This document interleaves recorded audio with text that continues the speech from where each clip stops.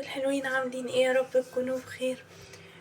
هتعملي ايه النهارده؟ مقرمش. ايه هو اللي مقرمش؟ حاجه كده خياليه. يلا معايا.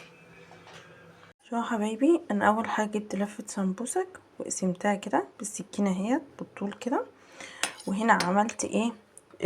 معلقتين دقيق على معلقتين ميه وعملتها كده. وتعالوا بقى نلف ايه السمبوسك. هنلفه ازاي؟ اهو شوفوا يا حبايبي. شوفوا احنا هنلف ازاي. تعالى يا محمود كده.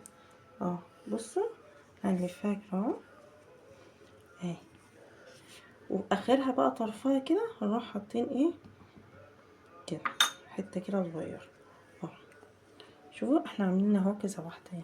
شوفوا اهي كده. هنمشي بقى على كده ونسخن زيت ونحطها ايه فيه. حبايبي شوفوا انا خلصتها اهي. وهنا بقى زيت اهو. نبتدي بقى نحط كده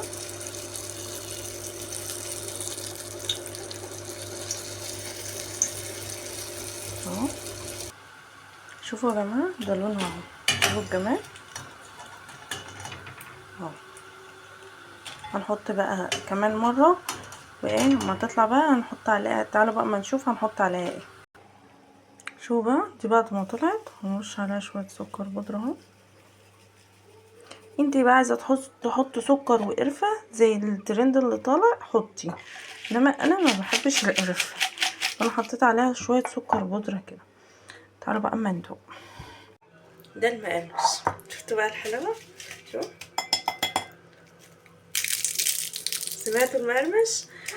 يلا قوموا اعملوه. وصفه جديده ممكن تعملوها في رمضان. عايزه تحطي قرفه حطي براحتك خالص، بس هو بالسكر البودره كده تحفه. وما تنسونيش بقى في لايك ومتابعه للصفحه. وسؤال بقى النهارده: لا اله الا انت سبحانك اني كنت من الظالمين، من قائلها؟ اللي يعرف يقول في الكومنتات. وما تنسونيش كمان في لايك وكلمه حلوه منكم. واشوفكم على خير. باي باي.